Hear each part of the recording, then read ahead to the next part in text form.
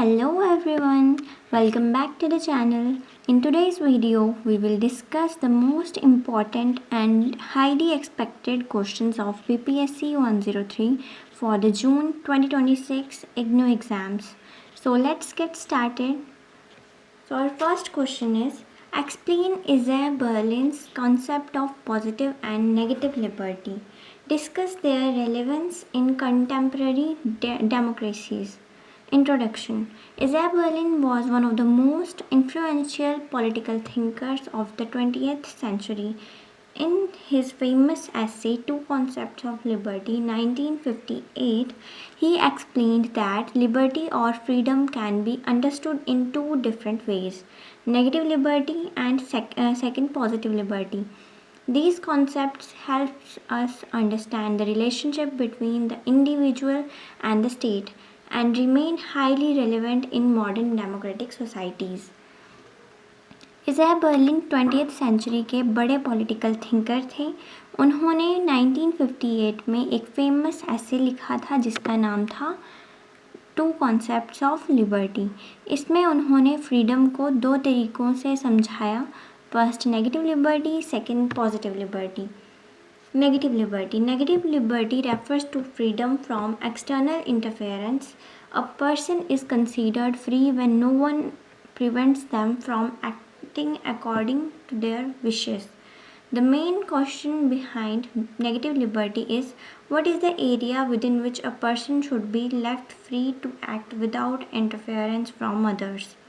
According to Berlin, every individual should have a private sphere of life where the government, society, or other people cannot interfere unnecessarily. This includes freedoms such as freedom of speech, freedom of religion, freedom of movement, and freedom of choice. For example, if a citizen wants to express an opinion against the government and is allowed to do so without fear or punishment, that person enjoys negative liberty.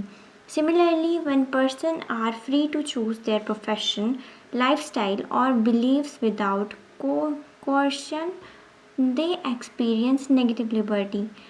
Berlin strongly supported this concept because it protects individuals from excessive state control.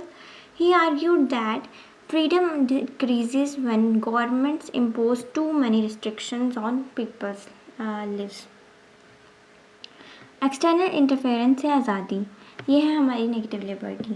ठीक है, इसका simple मतलब है कि किसी इंसान के काम में कोई दूसरा दखल मतलब इंटरफेरेंस ना दे। अगर आपको कोई अपना काम करने से रोक नहीं रहा है तो आपके पास नेगेटिव लिबर्टी है।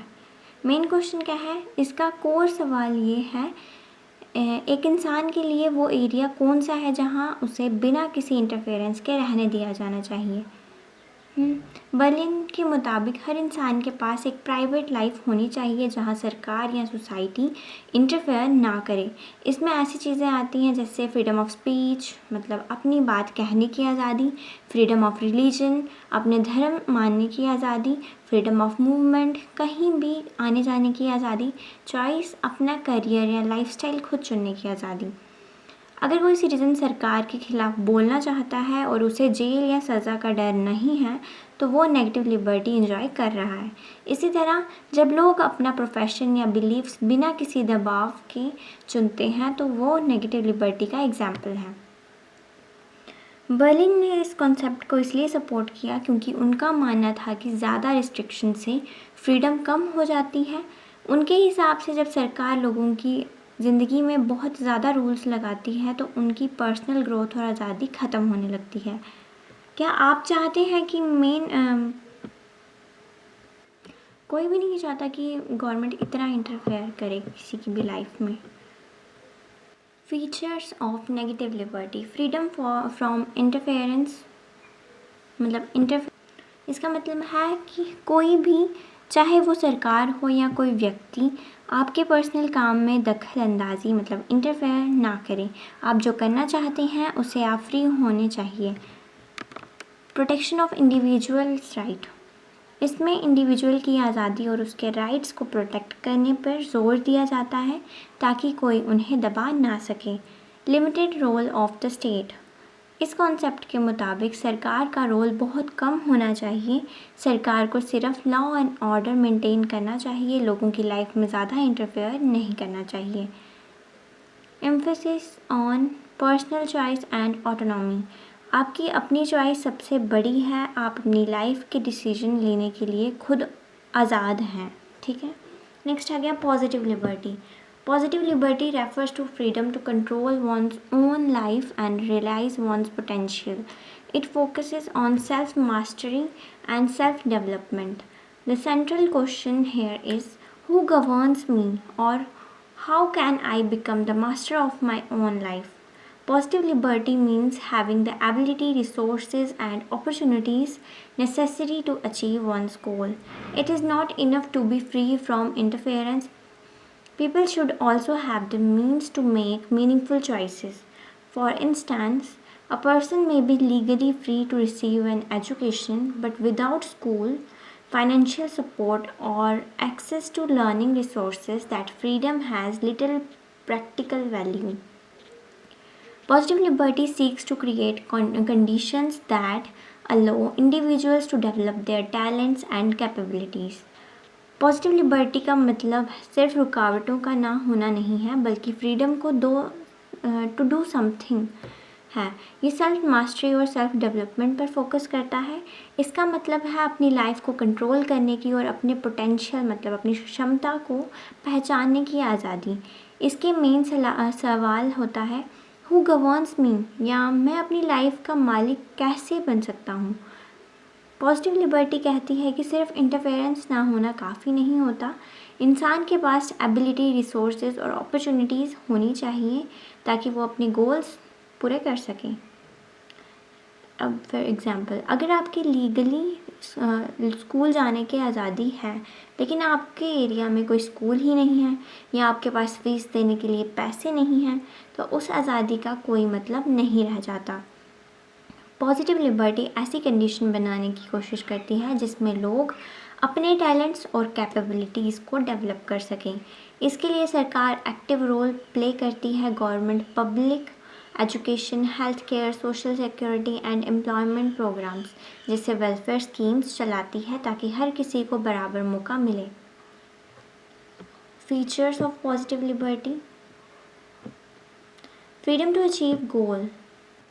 इसका मतलब है कि आपके पास वो रिसोर्सेज और मौके होने चाहिए आप अपने गोल्स पूरे कर सकें, ताकि आप अपने गोल्स पूरे कर सकें। Self development and self realisation, ये इंसान के अंदरूनी विकास पर जोर देता है ताकि वो अपना बेस्ट वर्जन बन सके। Active role of the state in creating opportunities, इसमें सरकार या स्टेट की जिम्मेदारी होती है कि वो एजुकेशन, हेल्थ और जॉब्स प्रोवाइड करे ताकि लोग आगे बढ़ सकें। Emphasis on empowerment and capability, ये लोगों को एम्पावर करने पर फोकस करता है ताकि वो अपनी आज़ादी का सही इस्तेमाल कर सकें। ठीक है, फिर आ गया difference between positive and negative liberty. Negative liberty, freedom from interference, कोई आपके काम में दखल ना दे। और पॉजिटिव लिबर्टी क्या कहती है? कुछ करने की क्षमता होना, freedom to achieve goal. Focuses on individual right, ये इंडिविजुअल राइट्स पर फोकस करता है, जबकि पॉजिटिव लिबर्टी ये सेल्फ डेवलपमेंट पर फोकस करता है। लिमिटेड गवर्नमेंट इंटरवेंशन, सरकार का इंटरवेंशन कम से कम होना चाहिए, मतलब लिमिटेड इंटरवेंशन। गवर्नमेंट सपोर्ट में बी नेसेसरी, सरकार का सपोर्ट होना ज़रूरी है ताकि सबको बराबर मौके मिले। इसमें नेगेटिव लिबर्टी में एम्फेसिस चॉइसेस, इसमें चॉइस मतलब पसंद पर जोर दिया जाता है, और पॉजिटिव लिबर्टी में कैपेबिलिटी पर जोर दिया जाता है।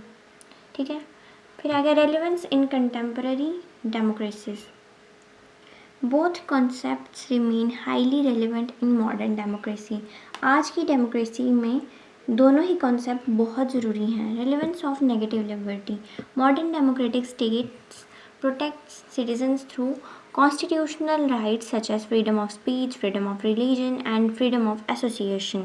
These rights safeguard individuals from arbitrary government's action and ensure personal autonomy. Negative liberty is essential for maintaining democracy, pluralism, and human rights. आज के समय में हमें negative liberty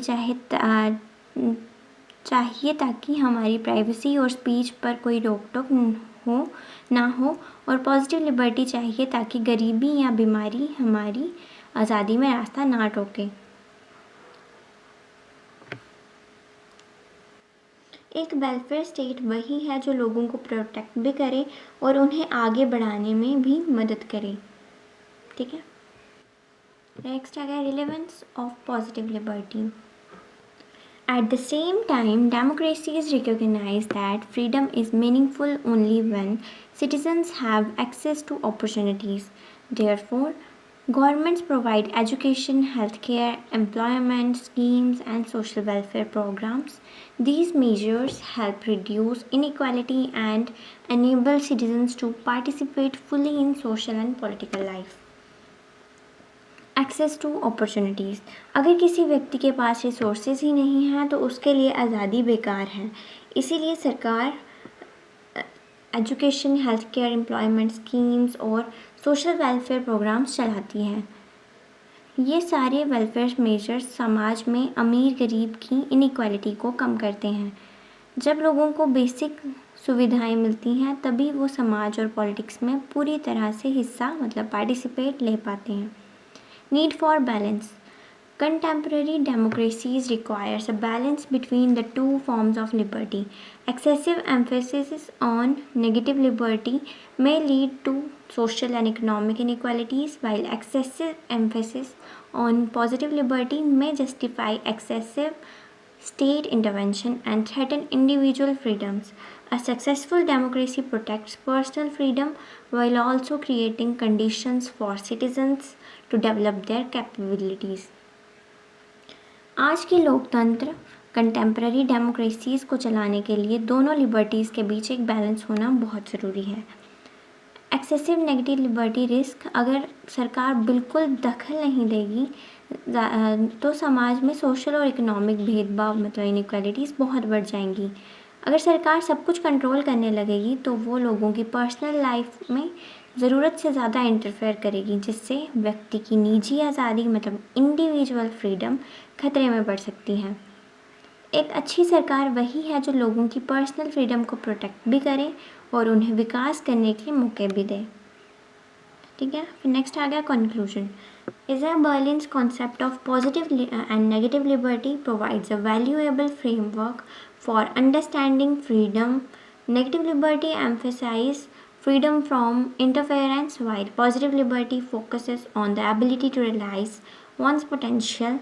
Both are essential for democratic governance.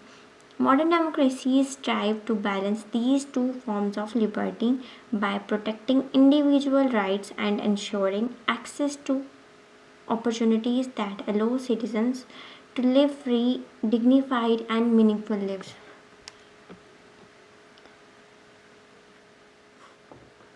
Isabel Berlin ने positive और negative liberty के ज़रिए freedom को समझाने का एक बेहतरीन तरीका दिया है। नेगेटिव लिबर्टी का मतलब है इंटरफेरेंस से आज़ादी और पॉजिटिव लिबर्टी का मतलब है अपनी क्षमता को पहचानने और उसे पूरा करना। किसी भी मॉडर्न डेमोक्रेटिक गवर्नेंस के लिए दोनों ज़रूरी हैं। आज के देश दोनों के बीच बैलेंस बनाकर ही अपने नागरिकों को एक आज़ाद, डिग्निफाइड और बेहतर जीवन दे सकते हैं। ठीक है, हमारा नेक्स्ट क्वेश्चन है, examine Karl Marx theory of alienation and its impact on human freedom. Karl Marx was a famous political thinker and economist. Karl Marx जो थे वो एक बहुत ज़्यादा फेमस पॉलिटिकल थिंकर थे और इकोनॉमिस्ट थे। वो क्या सोचते थे कि capitalist system creates many problems for workers.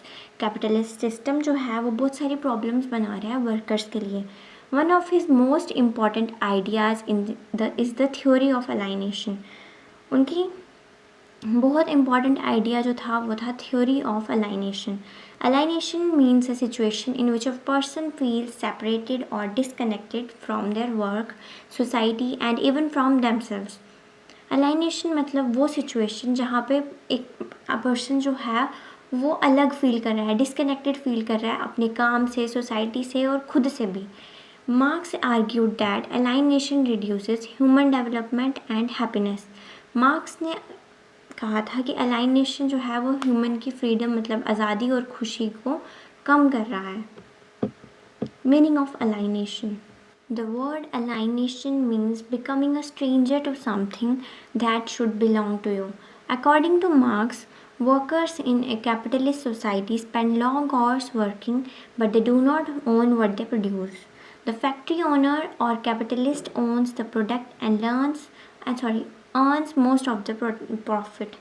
As a result, workers feel powerless and disconnected from their work. They work mainly to earn money for survival, not because they enjoy or control their work. Alienation का आम मतलब होता है किसी ऐसी चीज़ से अनजान या स्ट्रेंजर बन जाना जो असल में आपकी होनी चाहिए थी। कार्ल मार्क्स के मुताबिक एक कैपिटलिस्ट सोसाइटी में वर्कर बहुत लंबे समय तक काम करते हैं। वर्कर्स जो चीज़ें बनाते हैं वो उनकी अपनी नहीं होती। फैक्ट्री के मालिक उस प्रोडक्ट के ओनर होता है और सारे प्रॉफिट वही कमाता है। इसका नतीजा ये होता है कि वर्कर्स खुद को पावरलेस और अपने काम से डिस्कनेक्टेड महसूस करते हैं। वो खुशी के लिए नहीं बल्कि सिर्फ ज़िंदा रहने के लिए, पैसे कमाने के लिए काम करते हैं। ठीक है। 4 types of alienation. Alienation from the product. Workers make goods but they do not own them. The products belong to the capitalist.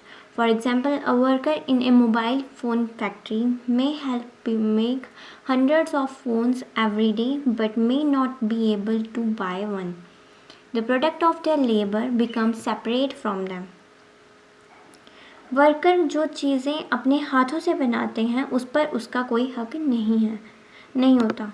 Workers goods बनाते हैं मतलब चीज़ें बनाते हैं, वो कुछ भी बना सकते हैं। अगर वो फ़ोन वाली फैक्ट्री है, मोबाइल फ़ोन की फैक्ट्री है तो वो फ़ोन बना रहा है। अगर शूज़ वाली होगी तो वो शूज़ बनाएगा।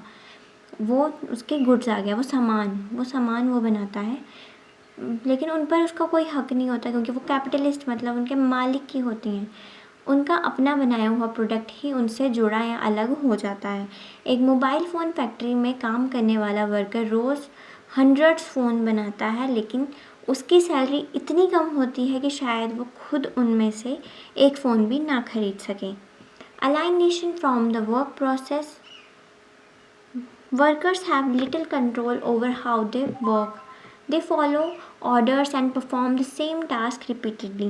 For example, a worker may spend the whole day tightening one screw on a machine. Such worker become boring and tiring. The worker loses interest and satisfaction in the job. Worker का अपने काम करने का तरीका पर भी कोई control नहीं होता है। वर्कर को यह आज़ादी नहीं होती कि वो काम कैसे करें, उन्हें सिर्फ मालिक के ऑर्डर्स फॉलो करने होते हैं और एक ही काम बार बार रिपीटेडली दोहराना होता है। एक वर्कर फैक्ट्री में पूरे दिन मशीन का सिर्फ एक स्क्रू टाइट करता रहता है। ऐसा मैकेनिकल काम करने से काम बहुत बोरिंग और थका देने वाला होता है, जिससे वर्कर का इंटरेस्ट और सेटिस्फैक्शन बिल्कुल ख़त्म हो जाती है।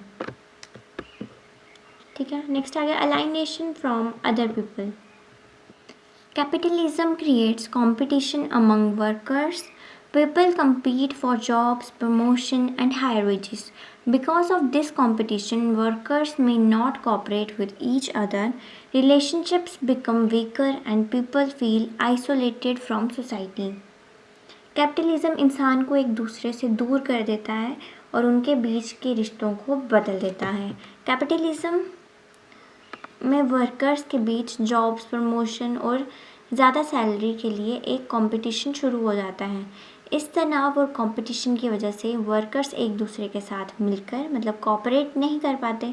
वो एक दूसरे को दोस्त या साथी नहीं बल्कि एक दुश्मन या कंपटीटर देखने लगते हैं। इसका नतीजा ये होता है कि रिलेशनशिप्स कमज़ोर हो जाते हैं और लोग समाज में खुद को आइसोलेटेड मतलब अकेला महसूस करने लगते हैं। Alienation from human nature.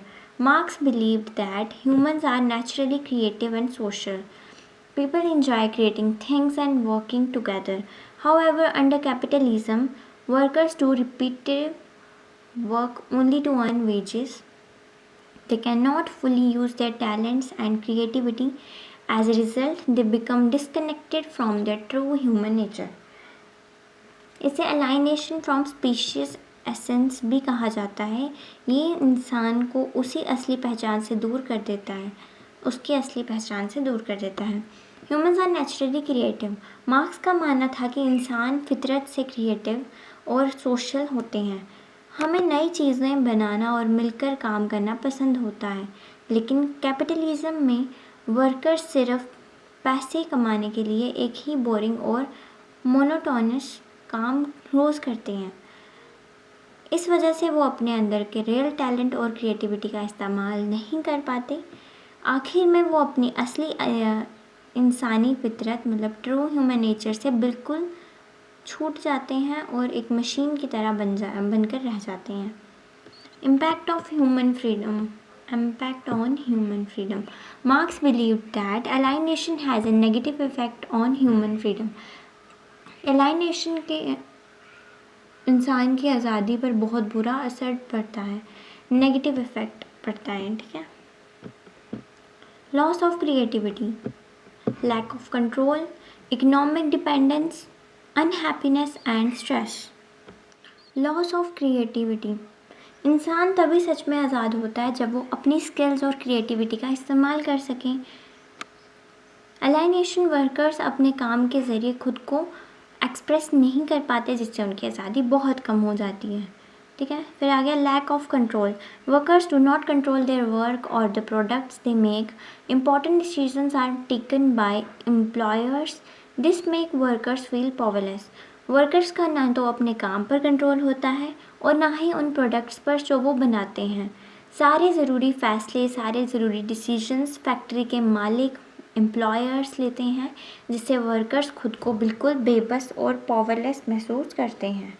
Economic dependence, workers depend on wages to survive. They must continue working even if they dislike their jobs. This limits their freedom of choices. Workers पूरी तरह से अपनी सैलरी पर निर्भर होते हैं ताकि वो जिंदा रह सकें। अगर उन्हें अपना काम पसंद ना भी हो, तब भी उन्हें मजबूरी में काम करना पड़ता है। ये चीज़ें उनकी फ्रीडम ऑफ चॉइस को ख़त्म कर देती हैं। Unhappiness and stress, alienation can make people feel frustrated, lonely and unhappy. They may feel that their work has no meaning और पर्पस। इस अलाइनेशन की वजह से लोग अंदर से फ्रस्ट्रेटेड, अकेला मतलब लोनली और दुखी रहने लगते हैं। उन्हें लगने लगता है कि उनकी ज़िंदगी और उनके काम का कोई मतलब या मकसद नहीं बचा है। Marx solution.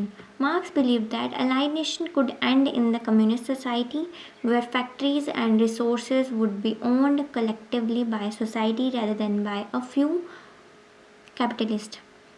In such a society, workers would have control over their work, people would share the benefits of production, creativity and cooperation would increase, human freedom would be greater.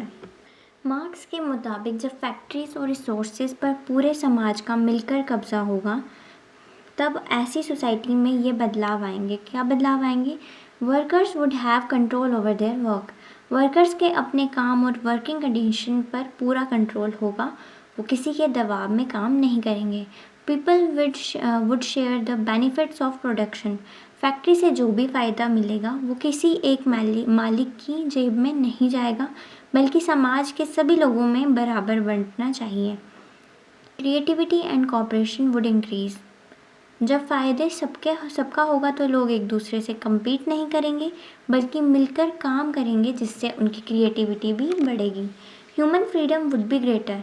जब काम का बोझ और पर्यापन ख़त्म होगा तो इंसान को सच में बड़ी आज़ादी मतलब रियल ह्यूमन फ्रीडम महसूस होगी। नेक्स्ट आ गया conclusion. Karl Marx's theory of alienation explains how workers become separated from their work, products, other people, and their own human nature in a capitalist system. This alienation reduces freedom, creativity, happiness. Marx believed that a more equal society based on cooperation and collective ownership could remove alienation and help people achieve true freedom and self development. Therefore, the theory of alienation remains an important part of Marx's political thought and continues to influence discussions about work, freedom, and social justice today. Karl Marx की theory of alienation ये साफ करती है कि कैसे capitalist system में workers चार चीज़ों से अलग हो जाते हैं, अपने प्रोडक्ट से, अपने वर्क प्रोसेस से, दूसरे लोगों से और अपने ह्यूमन नेचर से। लॉस ऑफ ह्यूमन वैल्यूज़ इस वजह से इंसान की फ्रीडम, क्रिएटिविटी, हैप्पीनेस सब खत्म हो जाती है। मार्क्स का मानना था कि एक ऐसी सोसाइटी जो इक्वालिटी, कोऑपरेशन और कलेक्टिव ओनरशिप पर आधारित हो, वही इस अलाइनेशन को मिटा सकती है। ये रास्ता लोगों को सच्ची आज़ादी मतलब ट्रू फ्रीडम और अपने विकास मतलब सेल्फ डेवलपमेंट करने में मदद करेगा। इसीलिए मार्क्स की ये थ्योरी आज भी पॉलिटिकल थॉट का एक बहुत महत्वपूर्ण हिस्सा है। आज भी जब दुनिया में काम, आज़ादी और सामाजिक न्याय पर बहस होती है तो मार्क्स के इन विचारों को याद किया जाता है। ठीक है, अब हमारा नेक्स्ट क्वेश्चन है, discuss the relationship between liberty and equality, can both coexist in a democratic society? Liberty and equality are two important values of democracy. Liberty means freedom to think, speak, and act according to one's wishes. Equality means that all people should be treated fairly and given equal rights and opportunities. Some people believe that liberty and equality are opposite ideas, while others believe they can work together. In a democratic society, both are necessary for the welfare and development of citizens. Liberty और equality किसी भी democracy के दो सबसे महत्वपूर्ण values हैं। इसका मतलब है अपनी मर्ज़ी से सोचने, बोलने और काम करने की आज़ादी। मीनिंग ऑफ इक्वालिटी क्या हो गया? इसका मतलब है कि सभी लोगों के साथ फेयरली मतलब इंसाफ हो और सबको बराबर का अधिकार मतलब राइट्स और मौके मतलब अपॉर्चुनिटीज़ मिलें। कुछ लोग मानते हैं कि लिबर्टी और इक्वालिटी एक दूसरे के अपोजिट है, जबकि कुछ लोग मानते हैं कि एक अच्छे समाज का विकास के लिए दोनों का साथ मिलकर काम करना ज़रूरी है। Meaning of liberty, liberty means freedom from unnecessary restrictions and interference. It allows individuals to express their opinions, choose their profession, practice their religion, and live according to their preferences. In a democracy, citizens enjoy freedoms such as freedom of speech, freedom of religion, freedom of movement, freedom of association. Liberty helps people develop their talents and live with dignity. Liberty का मतलब है कि आपके ऊपर कोई फालतू की restriction या सरकार का कोई इंटरफेरेंस ना हो। ये व्यक्ति को अपनी बात रखने, अपनी पसंद का काम या प्रोफेशन चुनने, अपने धर्म मानने, अपनी मर्ज़ी से जीने का हक देती है। एक डेमोक्रेसी में नागरिकों को ये चार बड़ी आज़ादियाँ मिलती हैं। कौन कौन सी? फ्रीडम ऑफ स्पीच, बोलने और विचार व्यक्त करने की आज़ादी। फ्रीडम ऑफ रिलीजन, किसी भी धर्म को मानने की आज़ादी। फ्रीडम ऑफ मूवमेंट, देश में कहीं भी आने जाने की आज़ादी। फ्रीडम ऑफ एसोसिएशन, ग्रुप या संगठन बनाने की आज़ादी। डिग्निफाइड लाइफ, लिबर्टी लोगों को अपना टैलेंट निखारने और एक डिग्निफाइड ज़िंदगी जीने में मदद करती है। नेक्स्ट आ गया meaning of equality. Equality means that all people are equal before the law and should receive equal treatment regardless of their religion, caste, race, gender, or economic background. Equality doesn't mean that everyone will have the same income or abilities. It means that everyone should have equal rights and equal opportunities to succeed. Equality का मतलब है कि कानून की नज़र में सभी लोग बराबर हैं। किसी भी व्यक्ति के साथ उसके धर्म, जाति, जेंडर, रेस या आर्थिक स्थिति मतलब इकोनॉमिक बैकग्राउंड के आधार पर कोई भेदभाव नहीं होना चाहिए और सबको बराबर ट्रीट करना चाहिए। इक्वालिटी का मतलब ये बिल्कुल नहीं है कि सबकी इनकम या एबिलिटीज़ बिल्कुल एक जैसी हो जाएं। इसका असली मतलब है कि हर एक नागरिक को बराबर अधिकार मिले और आगे बढ़ने के लिए समान मौके मतलब इक्वल अपॉर्चुनिटीज़ मिले, ताकि सभी अपनी ज़िंदगी में सफल हो सकें। नेक्स्ट आ गया examples of equality include equal voting rights, सभी नागरिकों को बिना किसी भेदभाव के वोट देने का बराबर अधिकार होना चाहिए। इक्वल एक्सेस टू एजुकेशन, पढ़ाई और शिक्षा के मौके अमीर गरीब सभी के लिए बराबर होने चाहिए। Equal protection under the law, कानून की नज़र में सब बराबर हों और कानून सभी को बिना भेदभाव के सुरक्षा दे। इक्वल एम्प्लॉयमेंट अपॉर्चुनिटीज़, नौकरी पाने के मौके सभी को उनकी मेरिट के आधार पर बराबर मिलने चाहिए। Relationship between liberty and equality. Liberty and equality are closely connected. One cannot be fully enjoyed without the other. Liberty और equality एक दूसरे से बहुत गहरे जुड़े हुए हैं। आप किसी एक का मज़ा दूसरे के बिना पूरी तरह नहीं ले सकते। अगर समाज में इक्वालिटी नहीं होगी तो कमज़ोर लोगों को की लिबर्टी छीन ली जाएगी, और अगर सिर्फ लिबर्टी होगी तो इक्वालिटी नहीं होगी तो कुछ ही लोग सारे रिसोर्सेज पर कब्जा कर लेंगे। Equality supports liberty. If society is highly unequal, only a few people may enjoy freedom while others remain disadvantaged. Poor and marginalized people may not be able to use their freedoms effectively because they lack education, resources, or opportunities. For example, a person may have the freedom to get an education, but without access to schools or financial support, that freedom has little value. Therefore, equality helps make liberty meaningful for everyone. अगर समाज में बहुत ज़्यादा भेदभाव या inequality होगी तो freedom का मज़ा सिर्फ कुछ अमीर या ताकतवर लोग ही ले पाएंगे, है ना।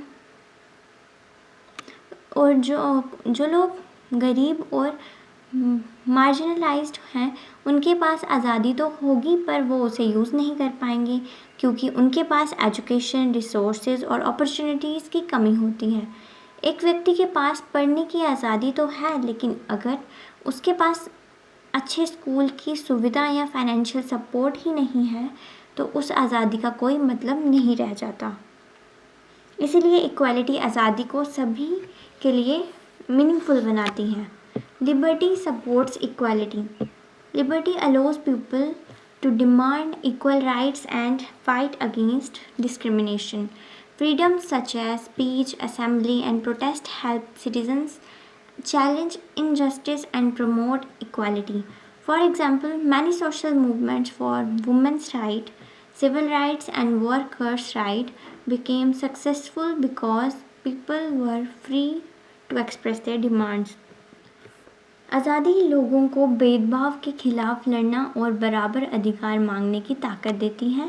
फ्रीडम ऑफ स्पीच, असेंबली और प्रोटेस्ट करने से लोग ना इंसाफ को चैलेंज कर सकते हैं।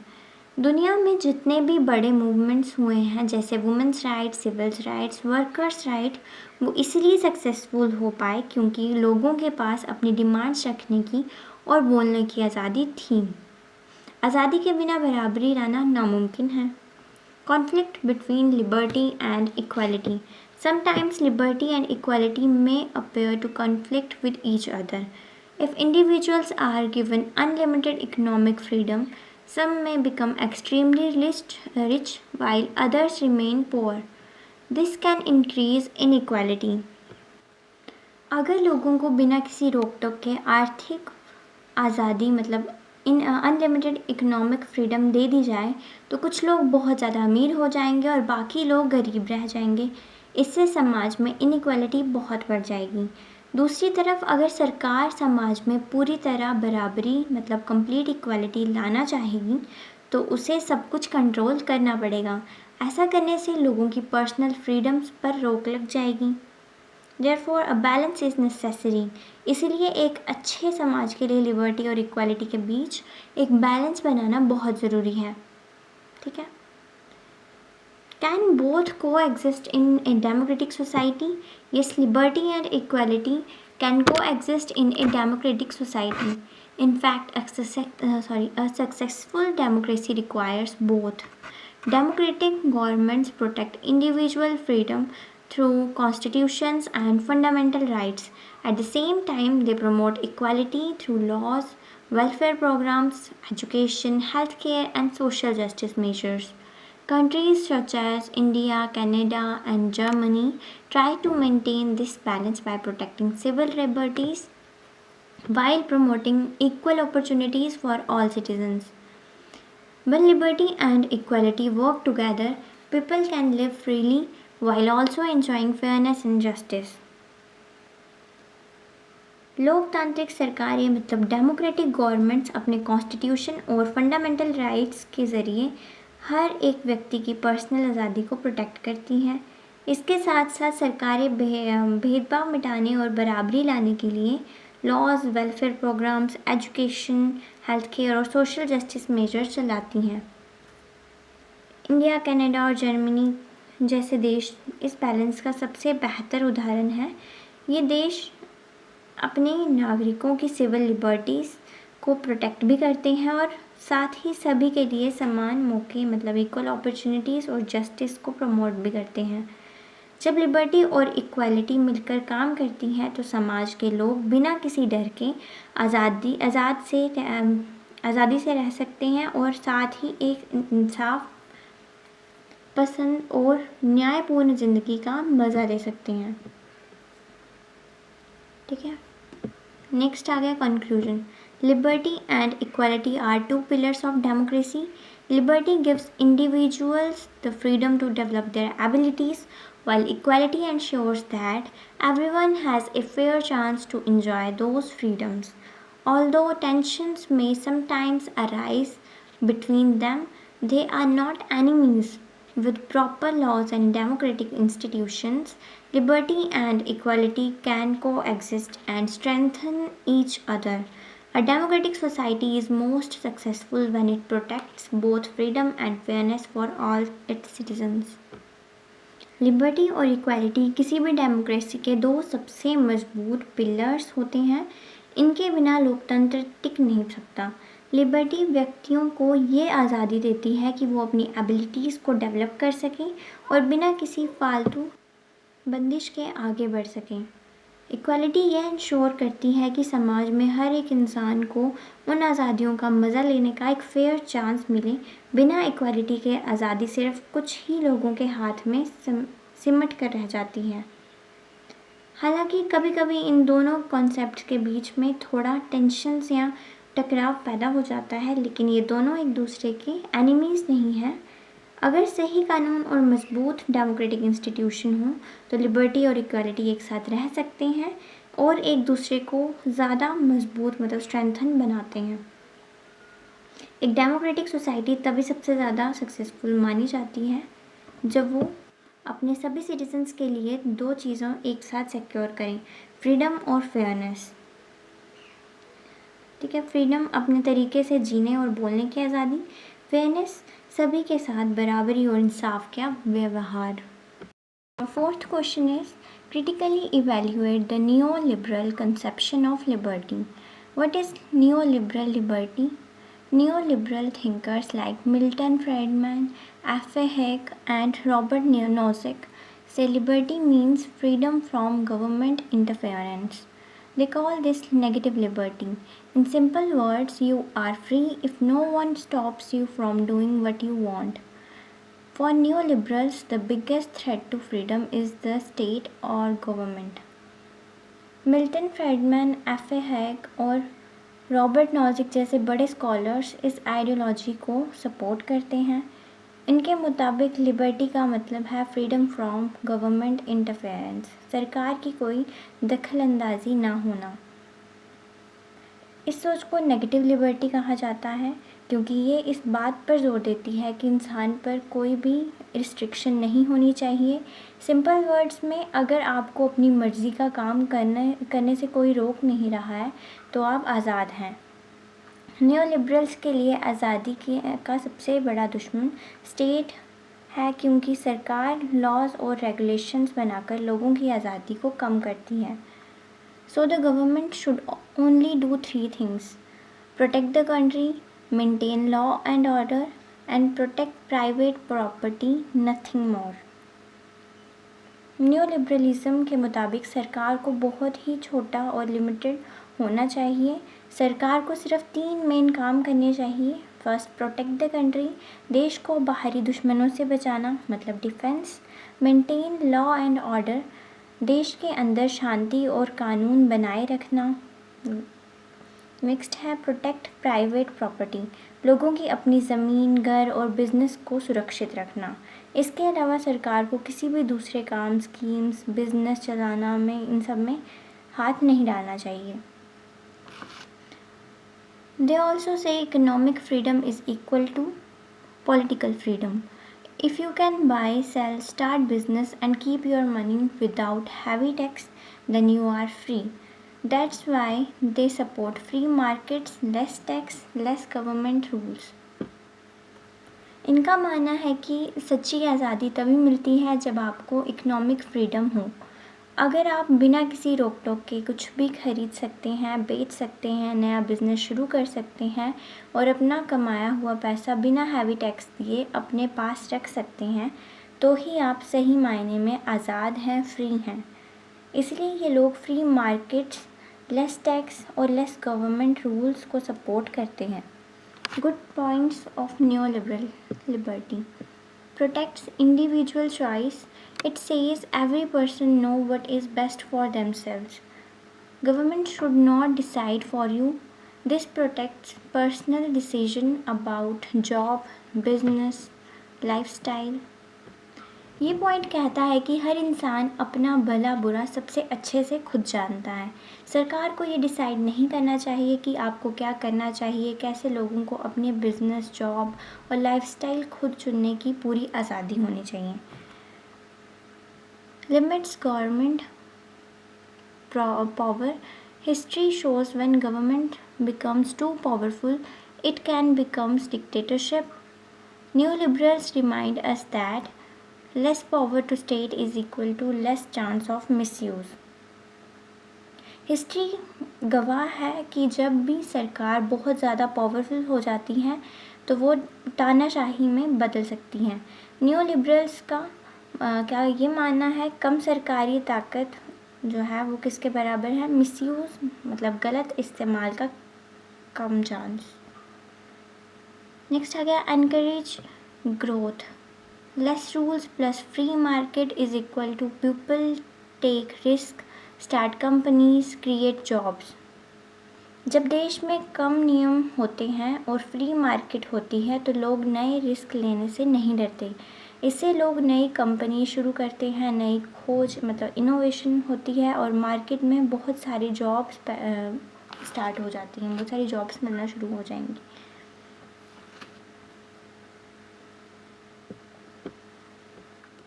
Example, many tech companies grew fast because government did not control everything. आजकल की बड़ी टेक कंपनीज जैसे गूगल, एप्पल, माइक्रोसॉफ्ट या नए स्टार्टअप्स इतनी तेज़ी से इसलिए ग्रो कर पा रहे हैं क्योंकि उनकी शुरुआत में उन पर गवर्नमेंट का कोई सख्त कंट्रोल या कंट्रोल ही नहीं था। हालांकि इस टेक्स्ट इसमें सब कुछ अच्छी बातें कही हैं जबकि एक इसका नुकसान भी होता है।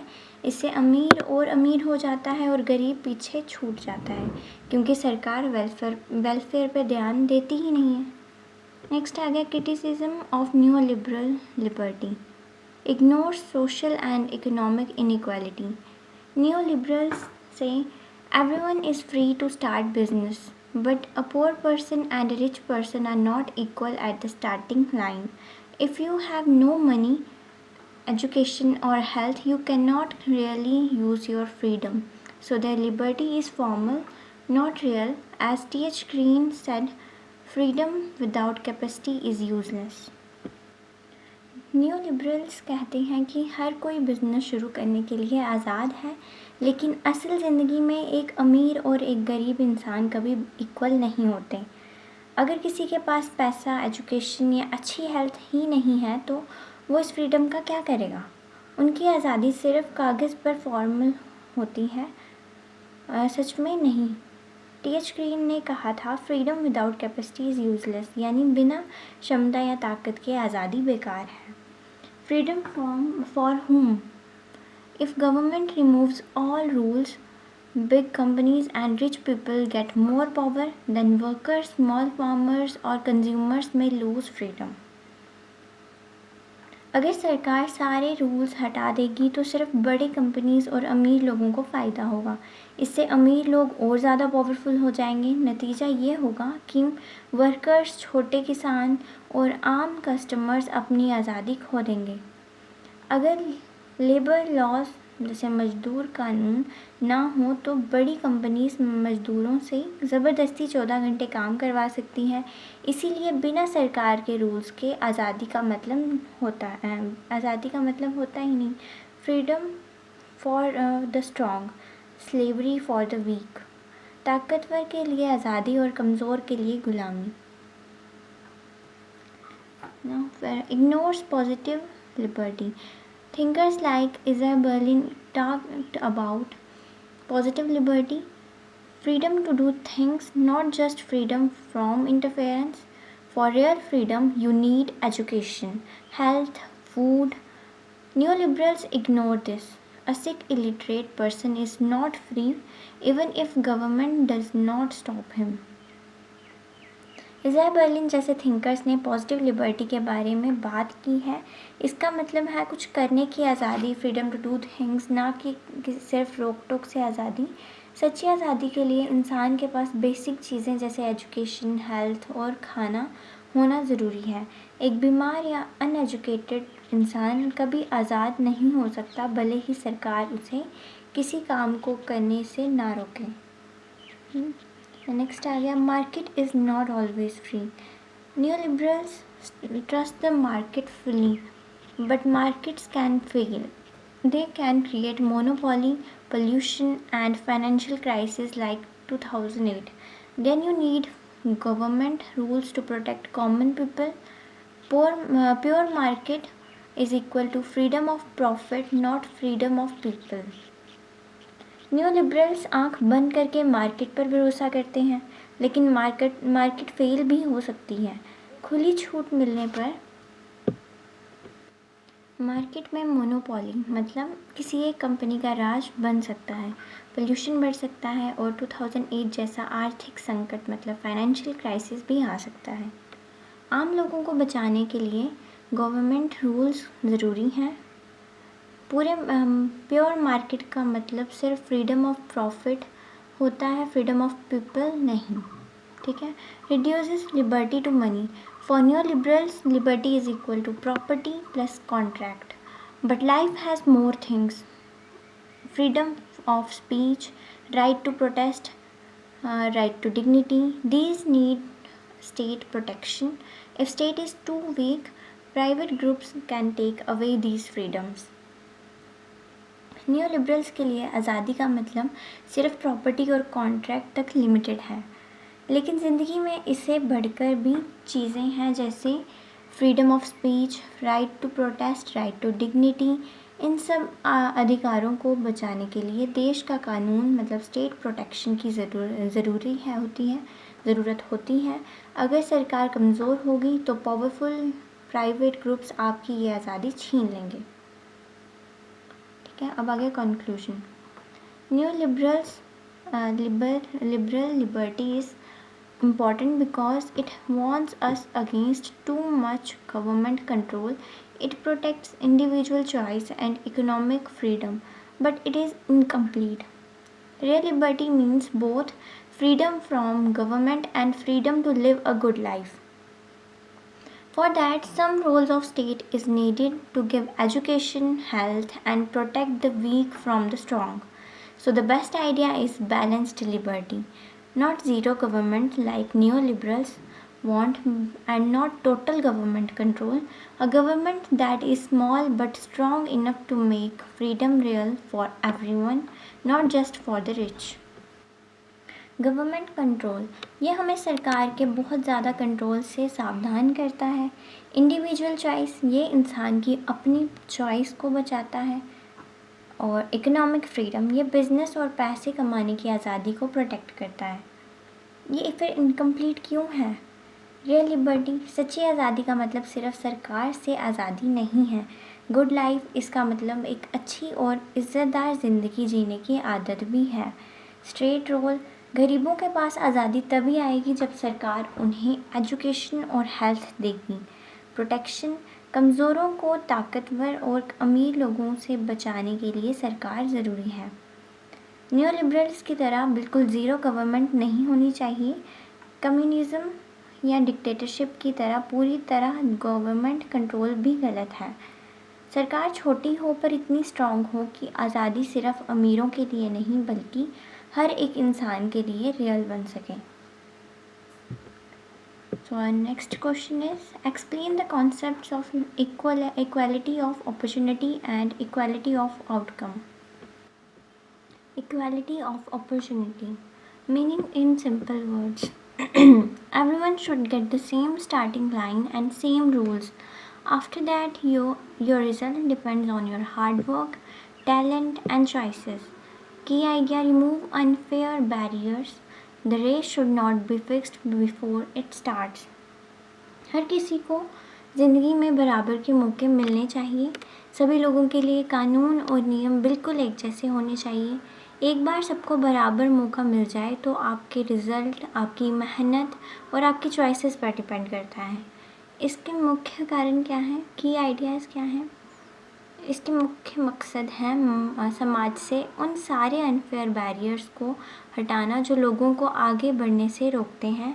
रेस शुरू होने से पहले ही फिक्स्ड नहीं होनी चाहिए। एग्जाम्पल, स्कूल एडमिशन, रिच और poor, all students take the same entrance test. No one gets seat because of caste or money. Job, company hires based on skill, not gender or family background. Law, same law for minister and common man. What government does? Make rules against discrimination, gives basic education, health care so everyone can run. But after that, government does not interfere in results. चाहे कोई अमीर हो या गरीब, सभी student को एक ही entrance test देना चाहिए। किसी को भी जाति या पैसे के दम पर सीट नहीं मिलती। एक अच्छी कंपनी हमेशा हुनर देखकर नौकरी देती है, ना कि जेंडर या परिवार का बैकग्राउंड देखकर। देश का कानून एक मंत्री और एक आम आदमी दोनों के लिए बिल्कुल बराबर होना चाहिए। एंटी डिस्क्रिमिनेशन रूल्स होने चाहिए। सरकार भेदभाव के खिलाफ सख्त नियम बनाए। सरकार सभी को बेसिक एजुकेशन और हेल्थ केयर देती है ताकि हर कोई रेस में दौड़ने के काबिल बन सके। एक बार सबको बराबर रिसोर्सेज मिल जाए तो उसके बाद सरकार रिजल्ट में कोई दखल नहीं करती। जीतेगा वही जो सबसे तेज़ दौड़ेगा।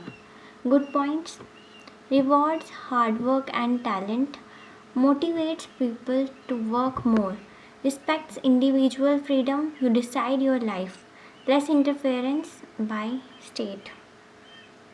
Motivates people, ये सिस्टम मेहनत और टैलेंट को रिवॉर्ड करता है जिससे लोग और ज़्यादा मेहनत करने के लिए मोटिवेट होते हैं। इंडिविजुअल फ्रीडम, ये इंसान की आज़ादी का सम्मान करता है। आप खुद डिसाइड करते हैं कि आपको अपनी ज़िंदगी में कहाँ पहुँचना है।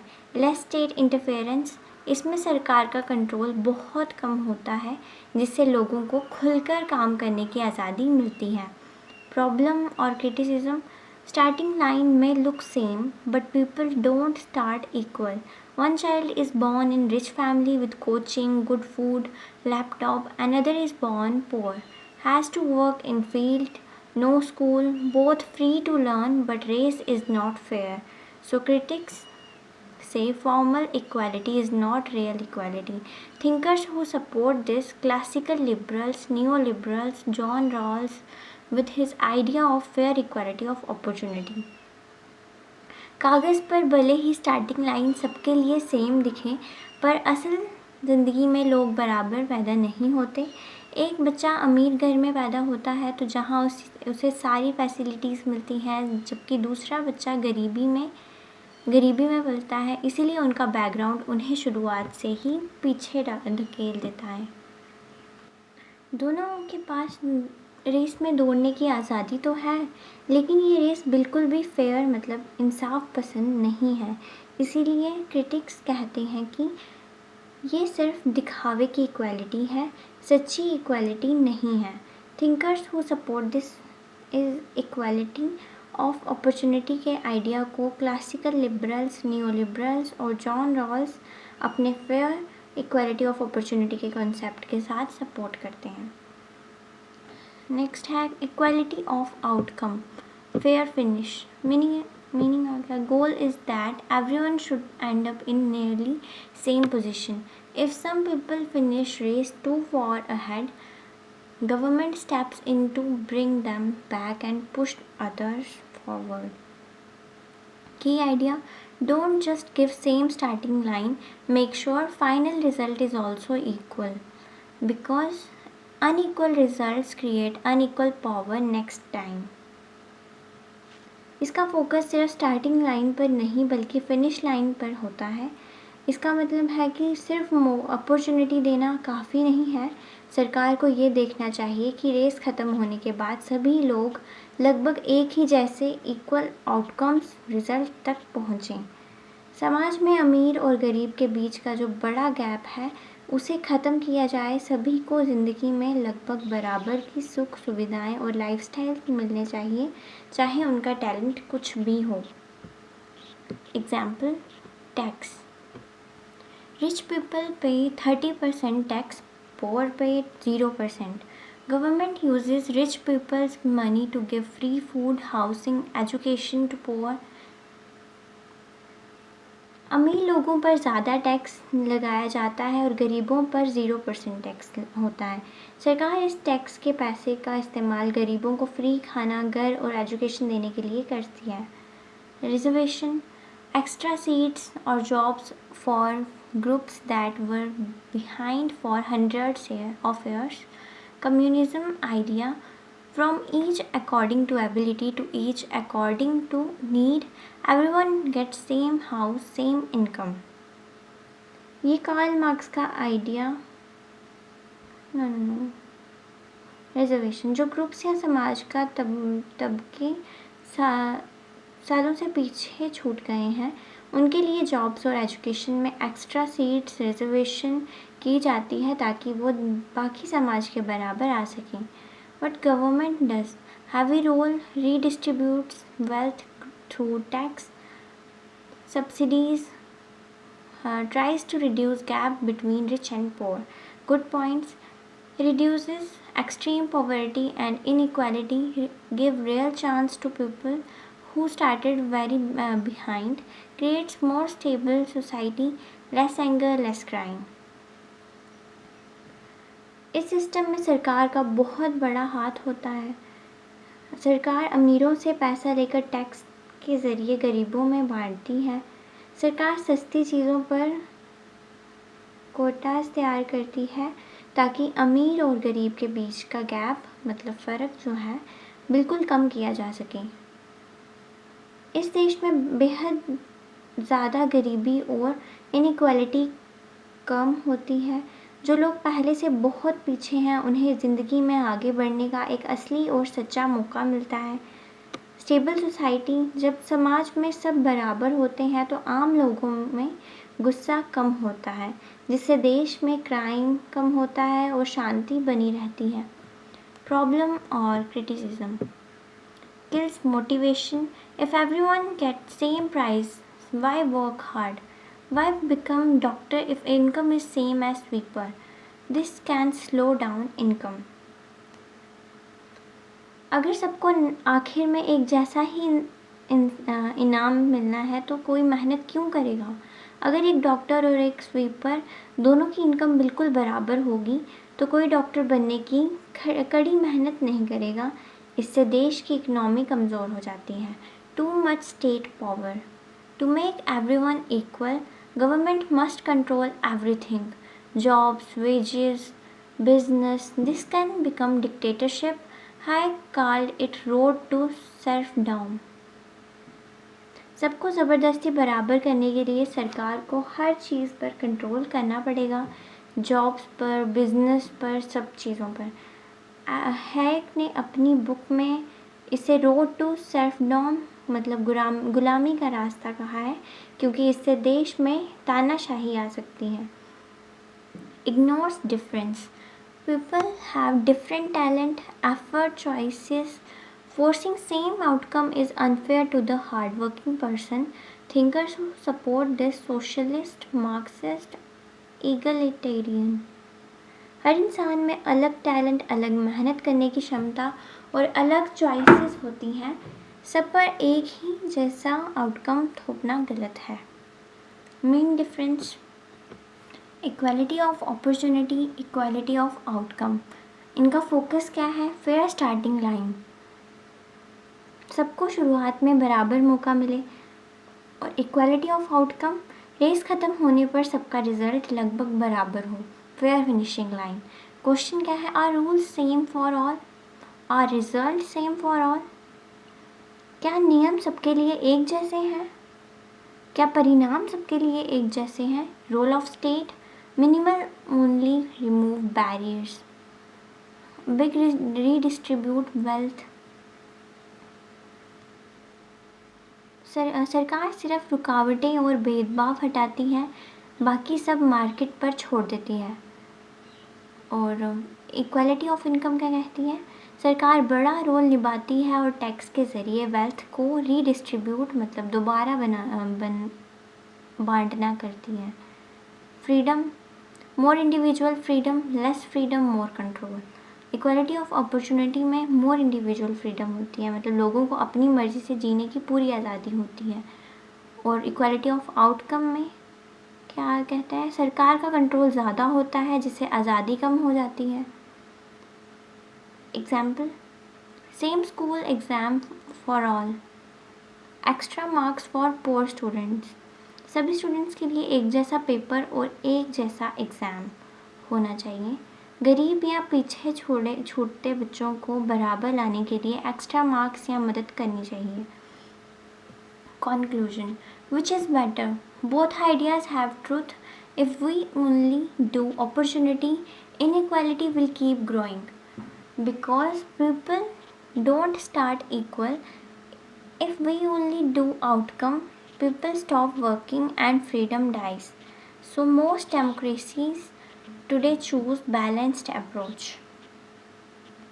अगर हम सिर्फ अपॉर्चुनिटी देंगे तो देश में इनइक्वालिटी बढ़ती जाएगी, क्योंकि सबकी शुरुआती हालात एक जैसी नहीं होती। कुछ लोग पहले से ही बहुत अमीर होते हैं।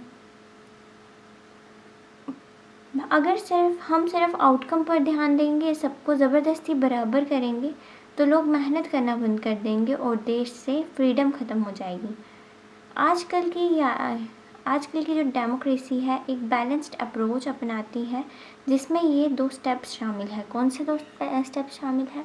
फर्स्ट स्टेप है then use some redistribution, tax, reservation, welfare to correct big gaps. सभी को बेसिक फैसिलिटीज़ जैसे फ्री स्कूल, फ्री हॉस्पिटल और भेदभाव से सुरक्षा मिलनी चाहिए, ताकि सब रेस के काबिल बने। इसके बाद थोड़ा रीडिस्ट्रीब्यूशन जैसे टैक्स, रिजर्वेशन, वेलफेयर स्कीम ज़रूरी हैं, ताकि अमीर और गरीब के बीच का बड़ा गैप कम किया जा सके। सेकंड स्टेप क्या है? Doctor B.R. Ambedkar also said political equality is useless without social and economic equality. Doctor B.R. Ambedkar ने भी कहा है कि पॉलिटिकल इक्वालिटी जैसे सबको एक वोट का अधिकार मिलना तब तक बेहतर है जब तक समाज में सोशल एंड इकोनॉमिक इक्वालिटी ना हो। बेकार है, यूजलेस है तब तक। So we need both fair race, help for those who fell behind. इसका मतलब है हमें एक जैसी सामाजिक व्यवस्था चाहिए जहाँ रेस सबके लिए फेयर हो, लेकिन साथ ही उन लोगों की मदद भी की जाए जो किसी वजह से रेस में पीछे छूट गए हैं। In short, opportunity is equal to everyone get shoes to run. इसका मतलब है कि सरकार सभी को दौड़ने के लिए बेसिक फैसिलिटीज़ जैसे एजुकेशन, हेल्थ ये दे, ये इन सबको हम शूज़ कहा गया है। अब इसके बाद अपनी मेहनत से रेस जीतो या हारो, सरकार की कोई जिम्मेदारी नहीं है। आउटकम क्या होगा? Everyone gets medal. इसका मतलब है कि चाहे कोई तेज़ दौड़े, कोई धीमे दौड़े या कोई बिल्कुल ना दौड़े, रेस ख़त्म होने पर मेडल सबको मिलेगा। ये सिस्टम सबको ज़बरदस्ती एक जैसा बना देती है। Smart policy: give shoes to all and give extra help to those with broken legs. सबसे पहले सरकार सभी को दौड़ने के लिए जूते देगी। Equal opportunities for education, jobs and health, इसका ये मतलब है। हाँ, लेकिन अगर किसी के पैर में चोट है या पैर टूटा हुआ है, यानी जो लोग सामाजिक या आर्थिक रूप से बहुत पीछे हैं, जैसे डिसेबल्ड हैं या मार्जिनलाइज्ड ग्रुप हैं, तो उन्हें सरकार अलग से एक्स्ट्रा मदद जैसे रिजर्वेशन, फाइनेंशियल सपोर्ट या स्पेशल केयर देगी। एक अच्छी सरकार वही है जो सबको आगे बढ़ने का मौका भी दे और जो कमज़ोर हैं उनका हाथ पकड़कर उन्हें बाकी समाज के बराबर लाने में मदद करे। Thank you for watching. Stay tuned for the next video.